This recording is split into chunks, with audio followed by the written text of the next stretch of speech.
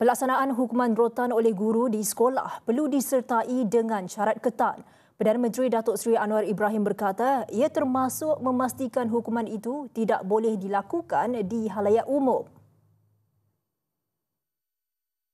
Pandangan peribadi saya telah suarakan harus dikembalikan, tapi dengan syarat-syarat ketat, bukan public caning.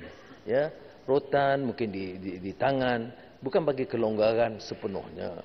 Saya pernah menjadi guru dan saya ingat puluhan anak-anak saya dah rotan, tapi di tangan.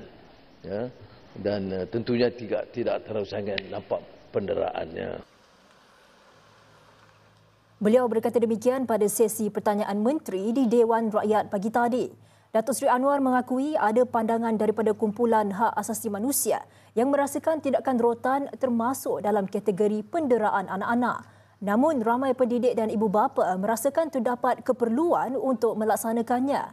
Kementerian Pendidikan semalam mengumumkan 11 langkah tambahan untuk meningkatkan keselamatan dan disiplin di sekolah, termasuk menurunkan kuasa kepada guru untuk merotan murid.